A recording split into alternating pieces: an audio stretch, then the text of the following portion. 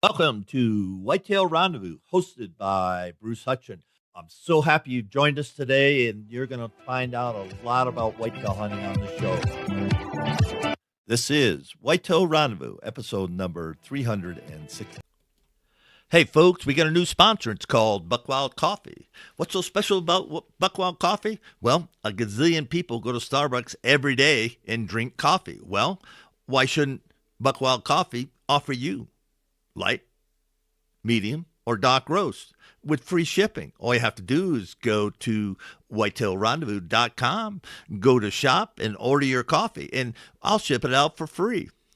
Hey, thanks so much for visiting Buckwild Coffee. The best brew in the West, the best brew around the campfire, the best brew in the hunting shack, the best brew anywhere. Buckwild Coffee. Get yours today.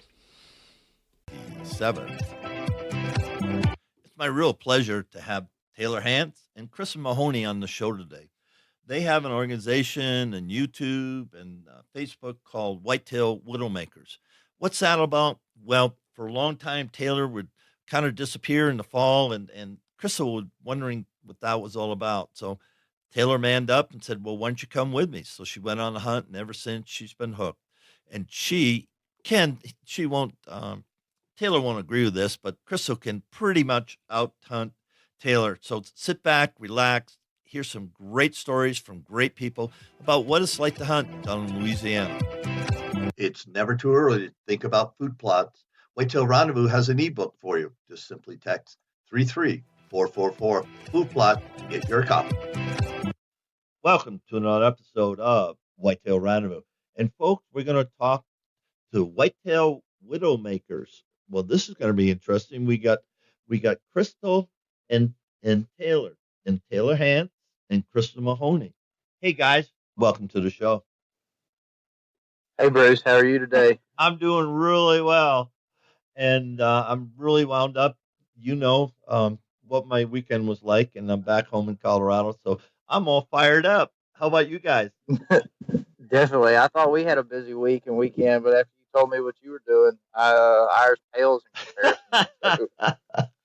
Well, if you love something, you just do it. You know what I mean? Definitely. I definitely understand that. Hey, Krystle, let's start off with you. What's Whitetail Widow Makers all about? Hey, Bruce. Yeah, so Whitetail Widow Makers, it's funny how it started. I actually wasn't raised hunting or anything like that. That's not how I grew up. I wasn't introduced to hunting until about 3 or 4 years ago. And Taylor's been doing it his whole life. So from about October to the beginning of February, he would just disappear. And, I couldn't figure out like what this obsession was. So I decided to tag along and just see like what he's been doing for all these months of the years, and absolutely fell in love. So we decided, I was asking him questions like, well, why doesn't everybody support each other? And how come when you ask people about their hunting spots, like nobody really talks about it or what they're using to be successful? Or, like I see people on Facebook, like bashing other people, like, oh, you should have given that deer a couple more years. Or, I'd see people posting their harvest and be like, oh, I know he's not the biggest, but, making all these excuses for their deer. And it just didn't make any sense to me because, I know what kind of effort it takes to go out there and do the food plots and do all the planning and hang in the stands and just all this work and money that goes into hunting season. So when I would see these people making excuses for their deer, I'm like, why are they making excuses? So Taylor and I started talking about, it really shouldn't be like that. You should, whatever your definition of a trophy is, like you should be able to, as long as it was taken, clean and ethically, you should be able to be proud of your trophy and it, get praised and be excited for your harvest. So we decided that we would start a Facebook page where you can be proud of whatever your definition of a trophy is. If it was taken legally and ethically, we support you. And we wanted a place where we could talk about products that really work, things that we go out and we spend our hard-earned money on and we test it out and they make us more successful in the field. And, we talk about those things. And we just wanted, a community page full of encouragement and support for your fellow hunters. So that's kind of how Whitetail Widow Makers started. And it has just absolutely blossomed and grown into, just this amazing thing. We actually have it's turned into a consulting and marketing company of ours now. And, we got LLC this past year, and we started doing some work for some different companies that, we've just fallen in love with, and we've met some of the best people that you can ever imagine in the outdoor industry. So we're just so thankful for the opportunity for Whitetail Widowmakers to have grown into what it had. Now I got to go back to the beginning. You said, Taylor was out hunting and you wanted to tag along, and then you fell in love with hunting, or you fell in love with Taylor, or what's going on there? Well, Taylor and I were already together, so that part had already happened. Okay, okay. I fell in love with hunting. I just wanted a clarification because you said I fell in love. I'm going, okay, how does that work? Taylor, hey, it worked, man. It worked. Hey, it worked. That's all that matters. Oh, we like to have fun, and as I tell people all the time, real people, real places, and that's why I'm so excited to have you guys on the phone, because that's who you guys are. In my back, my back work and background work with you. You're everything you say you are, and more, and I appreciate that, and I'm sure my listeners do. And Taylor, why don't you pick up on what Krystle said? Sometimes we get apologetic because we shot a doe or we shot a spike buck, and it's not a 150 class. Oh, look at me! Oh, look at me! Hero shot, grip and grin. And hey, I'm whatever you want to shoot, I'm good with. And if you dump a 125 Pope and Young deer, harvest it, kill it, however you want to say it, I'm happy for you. And I think back to Brenda Valentine. She was one of my first guests on the show, and she said, "Bruce, never apologize." When I first started this out, I forged my way into the outdoor world, and I'm talking to all these people. I'm going, oh my goodness, oh my goodness, and it was this change of pace, and Brenda Valentine helped me tremendously. She said, "Bruce, what you're doing is fun. You love it. You're good at it, and so enjoy it. And you don't have to say, oh my goodness, I got Brenda Valentine on the phone." She said, "I'm no different than you are. Yeah, I've been down the road a little bit more, and I've worked hard for National Wild Turkey Federation, and yeah, I'm first lady of hunting in North America. But besides that, come on down, let's go turkey hunting." I mean, and that's how I see you guys. But, sometimes folks, especially social media, we're invisible. So we go, oh, man, why'd you do that? You should let them, go and grow. Well, talk to me about that, Taylor. Definitely. Two sides of that. You were talking about that. Definitely is who we are, and that's one of the things that I thought was very neat about your show when I was researching it, is that we're just regular folks, and we live in a very small town. It was totally, pretty much unknown until the whole Duck Dynasty craze. We live in the same town as the whole Duck Dynasty folks, and until that, it's just a tiny little town in North Louisiana, and we just, like she was saying, we just wanted to give a place for people to have support, and also I just, as a kid, always wanted to be in the outdoor industry, so we decided to create it. And but yeah, I've never been, as far as the apologizing for what you do when you're hunting. As long as it's legal and it's ethical, to me, I've always felt that there's no need to apologize about what you do, and that you should be proud of it. And one of the things that really sparked that was I, like she was saying, she saw all these people on there bashing other folks about the animals that they had killed, and I've just never understood that, because where we live, it's not the best trophy hunting there is. We have a couple different places, and we have one that's really in north central Louisiana, and it is not known for trophy deer whatsoever. And there's people that hunt there, and they might hunt all year long, and see one or two deer, and if they get a shot at that one or two deer, that's an exciting experience for them. They don't, if they were sitting around waiting on a mature buck or a giant 150 deer or whatever, they might never kill anything. And then you have the folks out there that are providing for their families, and they're the pictures that they take with their deer might not just be for trophies and excitement and the rush. It might also be, to feed their family and to provide. So, I always thought about that when I saw people giving other people a hard time. And, I've never been one to, as I've gotten older and progressed in my hunting career, I started to, look more into shooting, mature deer, just because that's what I want to do as a hunter on my own. But I have no problem whatsoever. Early in the season, I get just like everybody else.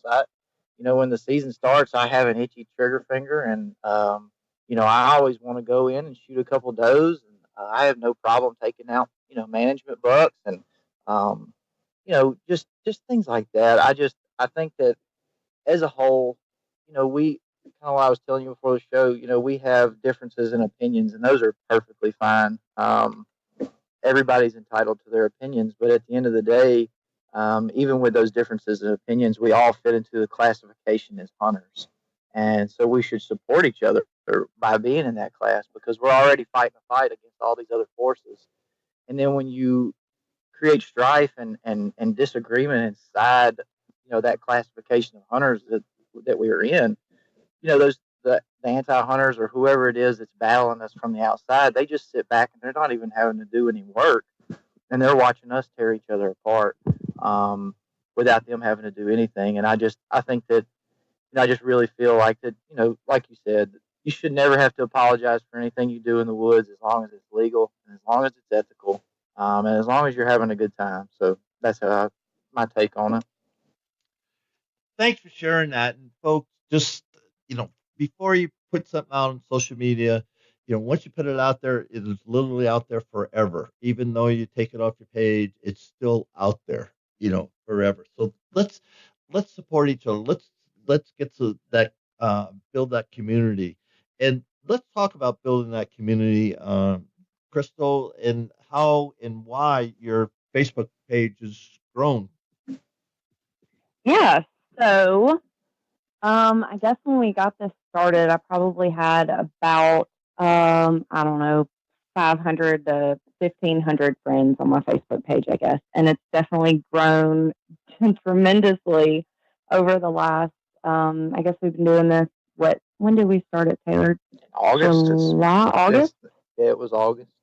Yeah, I guess last August is when we started. And my Facebook's definitely grown. I kind of just started going through, and I was like, I want to start following people that hunt too. So I just went and started friend requesting people and get friend requests back. And, now it's so awesome, because anytime I get on my Facebook, I can just scroll and I'm seeing pictures of, depending on the season, like turkeys or deer or whatever. And I get to, celebrate with these people, and it's almost become like a little second family. We all share the same passion, and we all, share the same enjoyment and stuff like that. So it's really, really neat kind of growing your Facebook page and getting to share this with people. I know I put, Taylor was talking about, at the beginning of the season, shooting does or whatever. That's probably the most exciting time for me, when the season first starts and I shoot my first doe, because we have this place near one of the places that we hunt, and they make the most incredible bacon wrapped deer fillets. They do this like jalapeno and pepper topping on top of these deer fillets, and they literally just melt in your mouth. And so, like, when I take my first doe of the season, I know that that's what's about to be made out of it, and I get so pumped. And like, I'll post pictures of it, like when I get done cooking it on my Facebook page, and like, that has got to be the thing that I get like the most people like, oh my God, what is that? Where do you have that made? I need that in my life. So it's exciting, because not only do I get to, harvest the animal and I get to feed my family with the animal, but then I get to share the enjoyment and all that with all my friends on social media too. So that's really cool. Hey folks, while we're thinking of it, Kristen Taylor, how do people reach out to you? How do they get in touch with you? All right. Well, on Facebook, you can actually go to the search bar and either type in Whitetail Widow Makers. And as far as I know, we are the only Whitetail Widow Makers on Facebook. Or if you want to make it easy, you can do at Whitetail Widow Makers 3 on Facebook. We're also on Instagram at Whitetail _ Widow _ Makers, all lowercase. And then you can also find us on Twitter. It's also the @ sign, capital W, capital T, _ widow _ makers. And if you want to reach out to us, our email address would be whitetail widowmakers3 @yahoo.com. If you have any inquiries or questions, or just want to chat with us, we're always open to just chatting with people, because like you were saying earlier, we're just regular old people and we just love this sport and this way of life. So, well, thank you for that. And I haven't had lunch yet, and it's still a couple hours away. I'm hungry too now. And I'm going, oh man, that sounds really good. Where can I get some of that? Like right now? Right? I know. Well, I'm actually cooking that for dinner tonight, so come on over. Yeah, come on over. The jet's in the hangar, and I'm getting my whatever, like whatever. Krystle, I'd love to come hang out with you and Taylor, but I ain't gonna make it. After the traveling you've done this weekend, I can't say that I blame you. I can't make it. Hey, let's switch it up and let's start talking hunting. We've spent half the show talking about you guys, and I want people to understand who you guys are, because you got something going on, and the industry needs people just like you two to, to bring it to a place of commonality and community. So props to you guys. So let's talk about 2016 season. Were you guys able to harvest to put some bucks or does down? Well, I'm probably going to defer that question off to Krystle, because I was able to kill a couple does, but I did not kill any bucks this year. We had a tough season this year. We had some very strange weather before the season started, and then it was even stranger as the season started. So we had very dry climate, but then in the spring we had a very wet climate, so it created one of the biggest acorn crops I've ever seen. And then it was just, the weather just did not cooperate this year for us. And then we had some issues at one of our leases with some extra, some other stuff that was out of our control. And but towards the end of the year, which, one of the things that I love about this thing is getting to share, hunts with my family and with other people. And I got to do that this year. And her son, she has a son who's actually 8, and his name's Braxton. And every year we have about an hour from our home is one of the top national wildlife refuges in Louisiana. I mean, they kill some really nice bucks off there every year. Well, they have, I don't want to get to lying about how big it is, but it's a big closed area that they do nothing but take youths and disabled veterans on that area. And it gets hunted 4 days a year. 2 hunts are by youth and 2 hunts are by disabled veterans. And it's just loaded with deer. And he actually got drawn this year to go on that, and I was able to go with him. And he killed his first buck, which was a very nice 8-point. And he got to kill his first deer with me last year, and then he turned around after the morning, and Krystle came and sat with him for the evening, and he killed him a doe that evening. So, I killed a couple does with my bow early season this year. But if you want to talk to the big buck killer, I'm going to hand it over to Krystle, because she was the only one that out of the 2 of us that got to kill a good deer this year. So I'm going to let her go from here.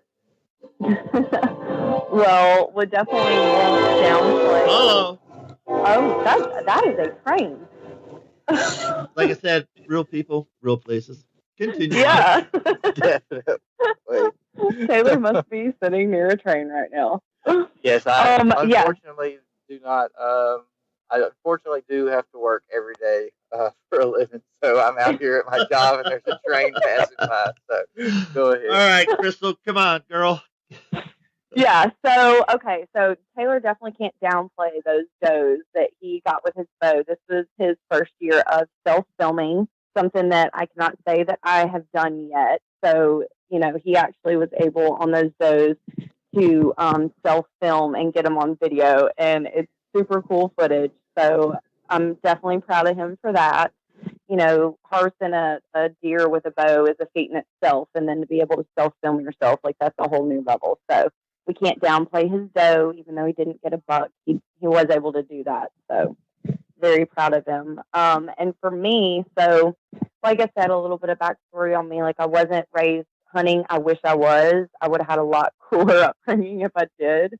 But I started my hunting career about 3-4 years ago, and it started off, I went out there with Taylor. I was able to harvest a doe, and it was with a gun, and I just kind of looked at him. I'm like, oh my gosh, this is Whitetail Rendezvous is pleased to announce a partnership with GoHunt.com. Who's GoHunt.com? Well, if you're a DIY hunter, you need the information at GoHunt.com/insider. Why? Because it provides 4,200 profiles, every unit, every species, and every season. Furthermore, they give in-depth analysis, interactive maps, unit access, and seasonal trends.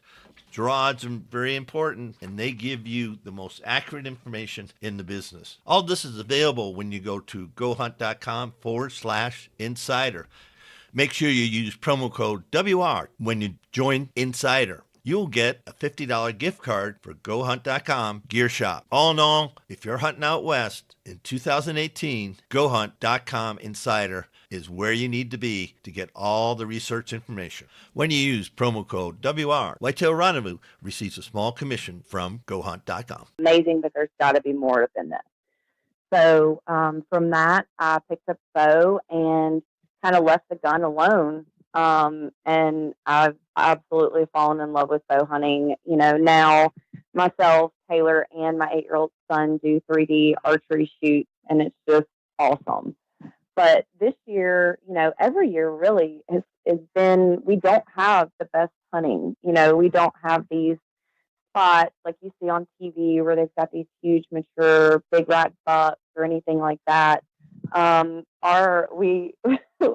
We laugh and we make jokes, but like, it's almost one of those, like, if it can go wrong, it will go wrong when it comes to us picking like hunting spots.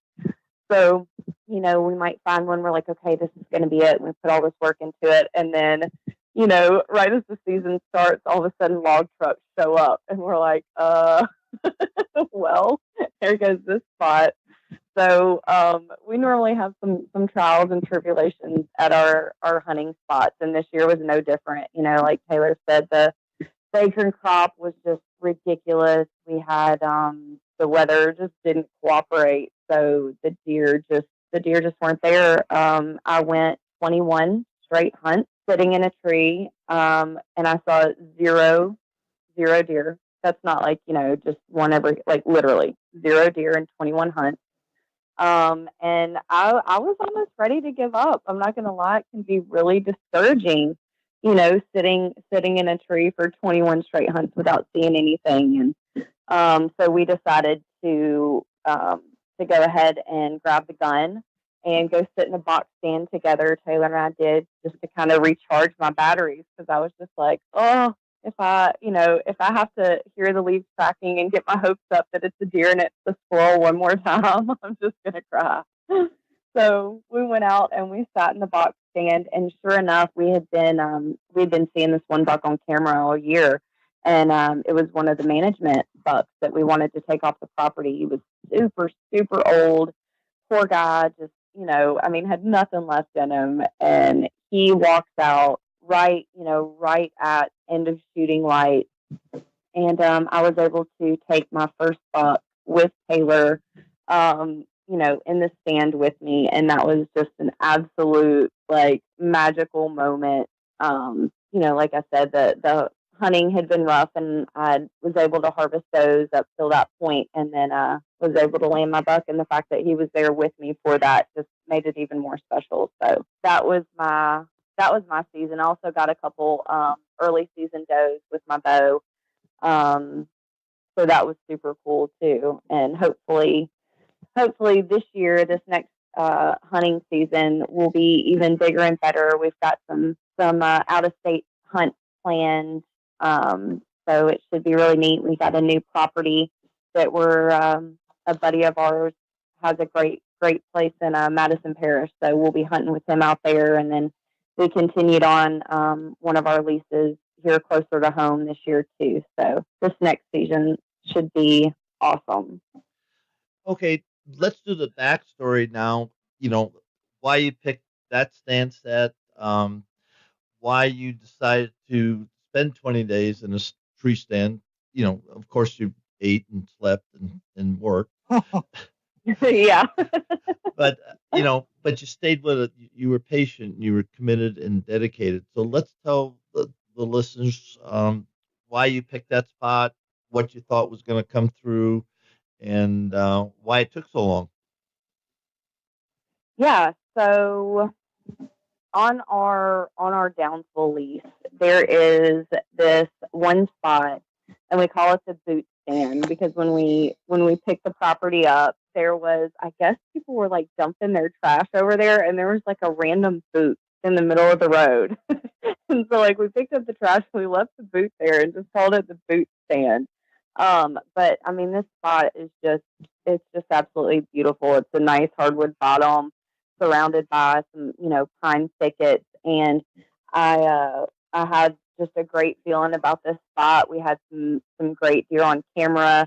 The biggest deer on the property was this nice 8-point that, kept coming in there. So I knew that I wanted to hunt that spot. I knew that was going to be the spot that I was going to land my bow buck. And it ended up taking, forever to do it. And I never did. So he's still out there. So I'm hoping that next year, that's one of the reasons that we kept this lease because, he definitely has a dead ringer arrow with broadhead with his name on it, for next year. But the spot was incredible. It was one of the spots that I actually hung my first tree stand, which as a girl, like hanging tree stands is not something that I was able to do until this year. And we found Advanced Takedown Tree Stands, and their 3-set system has it so easy to be able to hang a stand that I personally was able to do it myself. So not only is this just a beautiful spot, a beautiful setup, but it was one of my like proud moments of accomplishment because I got to hang the stand myself. So I sat in that spot for 21 straight hunts without seeing a single thing. And I don't know if it was the drought, if it was, all the acorns this year or what it was. But, I was determined that I wasn't going to change spots because you know how it always happens. When you go in, you're like, I'm not going to hunt there. I haven't seen anything a couple hunts. And you go and hunt a different stand. Well, when you come back to pull the camera cards, guess what? He was there at 8:00 when you were sitting in the other stand. Of course. That's the way it works. Right? It's like they know. It's like they know. They're like, haha, and they make sure to like stare at the camera and be like, hey, look who's here and you're not. So I just knew that was going to happen to me. And I was determined that like this was the spot it was going to happen for me. And it seemed like all the stars would align. And I just, I would go in and have this great feeling like, okay, today's the day. Like, I can't tell you how many times we'd be walking to the stand, and Taylor would go to veer off and go left to walk out to that spot. And I would veer off to the right to go to mine. And I'd tell him, as we're walking away, I'm like, okay, today's the day. And it never was. But, there's so much more to, just because you go in and you don't get your kill that day. You don't do what you set out to do that day. Like, it's never an unsuccessful day. Like, I can't tell you the peace and the enjoyment and that like feeling close to nature that you get when you hunt. When you get up in your stand and nothing in the woods knows that you're there. Like, you get to see things that you don't get to see, elsewhere. Like, you get to see the world come alive. You get to hear like everything wake up. I mean, you get to just, it's one of those like cheesy moments, that like one with nature moments. Like, I can't tell you like how many mornings like I've sat there and just, got close to God sitting in a deer stand. It's one of the most peaceful places on earth. And then to be sitting in a deer stand, one that you yourself have hung, and as a woman, that's kind of tough for me, made it like that much more special. So 21 straight hunts, 0 animals on 4 legs, stuck with it, dedication. Like that's what it's all about. You can't hunt them from the dead, so you got to stick with it. Whether you get them or not is kind of a toss up, but Let's take that scenario apart a little bit. Now, you were committed to that stand location. Did you have options of hunting the same property but from different stand sets? oh yeah, we had 5. We had 5 different locations on this one property. We had a couple blinds and then 3 other tree stands. So there were options, but in my head, this was the only option because it was happening in this spot. And some people, I'm trying to change it up. So you hunted 21 days with the same wind or different wind. I'm trying to get a sense of your commitment, dedication to that one spot. But was there anything different you could have done to maybe, as my friend Dan Johnson talks about, running, gunning? So did you see him from the stand at all? 100 yards away, 200 yards away, or 50 feet away? I don't, know the terrain you're hunting in. So let's talk about that, because a lot of people get committed to a stand where maybe if they just changed it up a little bit. I was talking or interviewing, let's see, David Holder, and he and his wife had a buck picked out, and he was coming in his food plot. So they had a ground blind set up, and the deer was coming behind them. All the bucks they saw were coming behind them, not 100 yards away. So what they did, they got another stand, put it in there that night, 12-yard shot, boom, 10-pointer on the ground. Yeah, and I'll kind of pick up there. That's kind of one of the issues that we had there. It was our first year hunting that property, and so we had, like I was saying, some extracurriculars that we out of our control before the season. So we actually weren't able to get our boots on the ground on the property until pretty close to the season. So we were kind of behind the 8 ball as far as where to put our stands and where to have placements.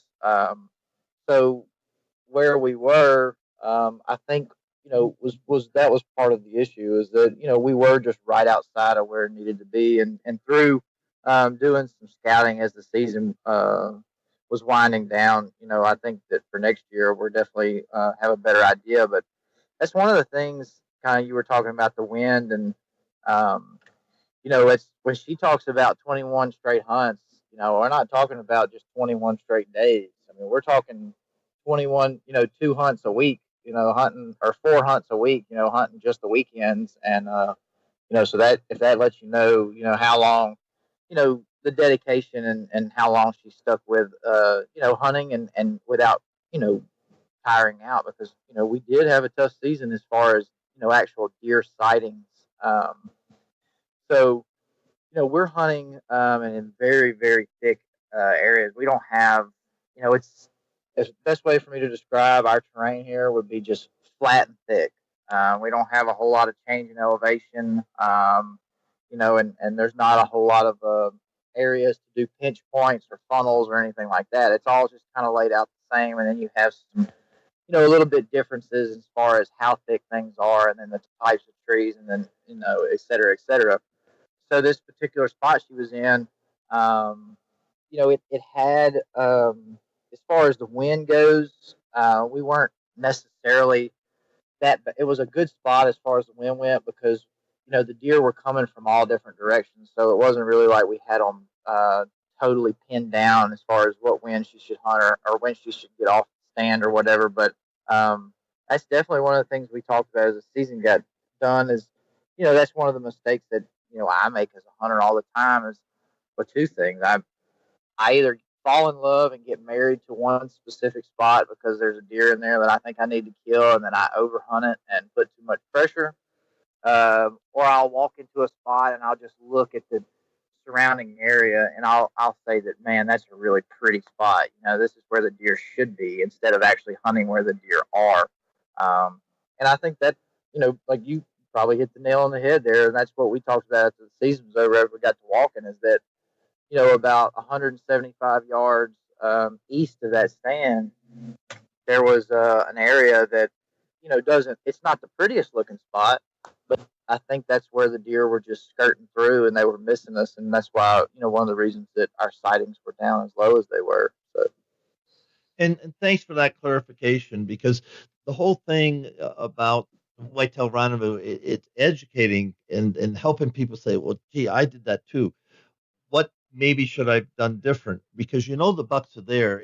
It's a puzzle, and that's what's fun about whitetail hunting, because it is a puzzle, and you have to outwit something that is, a critter that is really smart.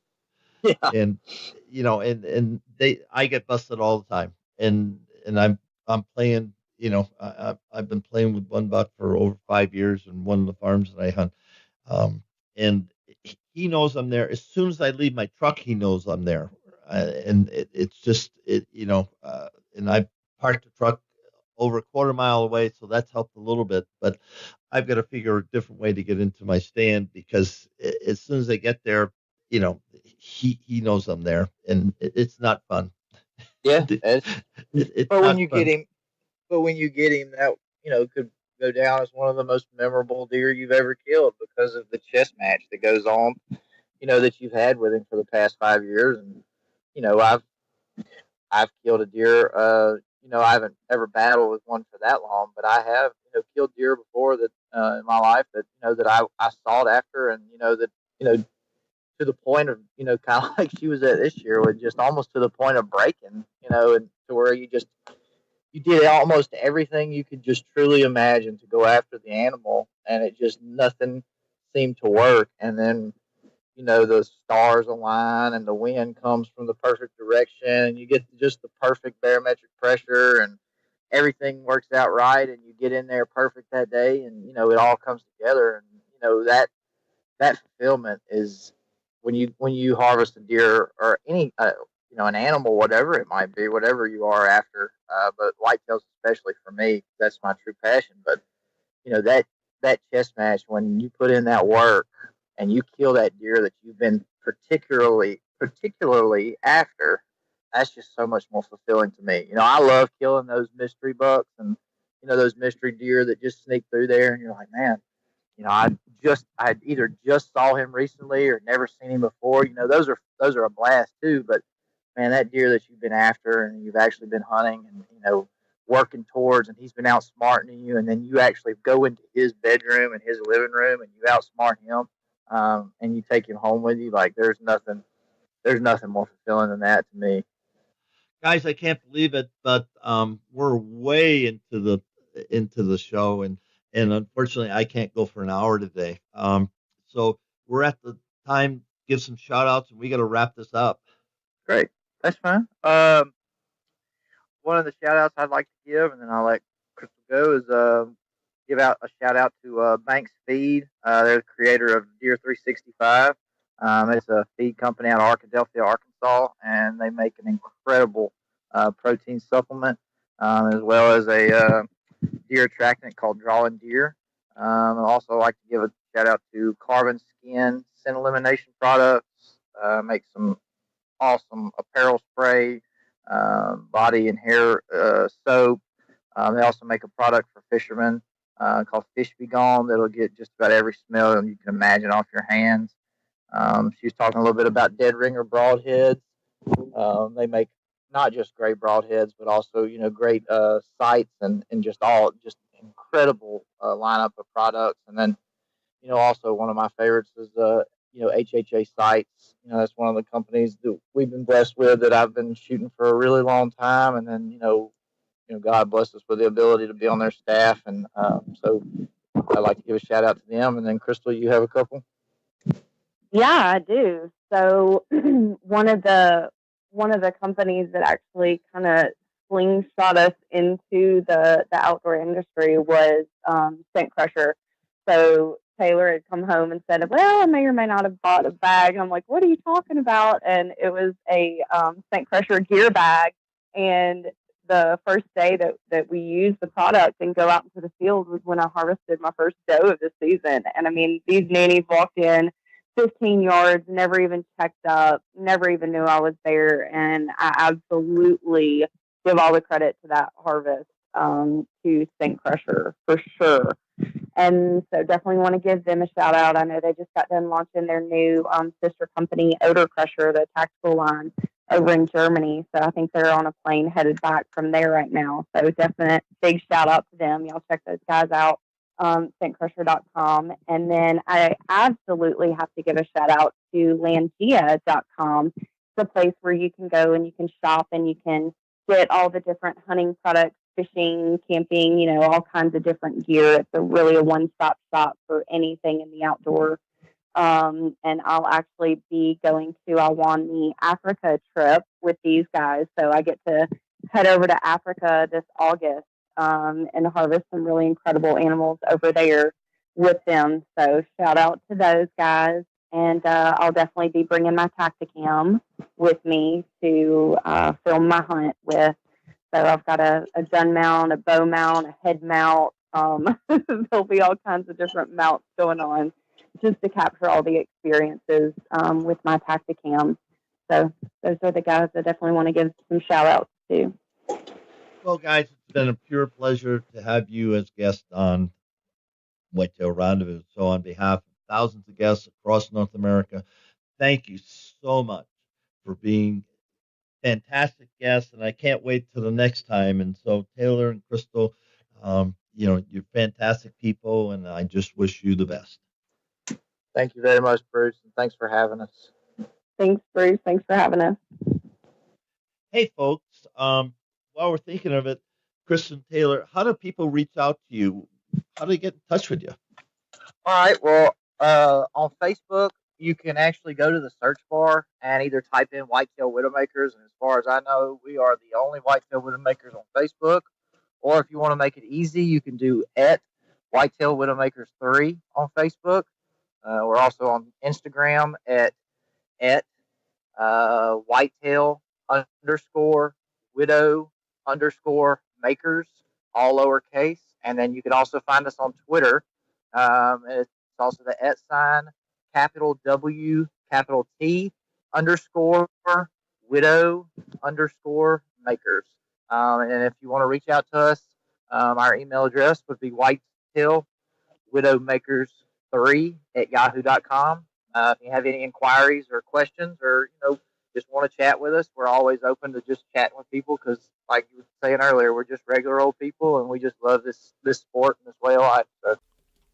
Hey, folks, we got a new sponsor. It's called Buckwild Coffee. What's so special about Buckwild Coffee? Well, a gazillion people go to Starbucks every day and drink coffee. Well, why shouldn't Buckwild Coffee offer you light, medium, or dark roast with free shipping? All you have to do is go to whitetailrendezvous.com, go to shop, and order your coffee, and I'll ship it out for free. Hey, thanks so much for visiting Buckwild Coffee. The best brew in the West, the best brew around the campfire, the best brew in the hunting shack, the best brew anywhere. Buckwild Coffee. Get yours today.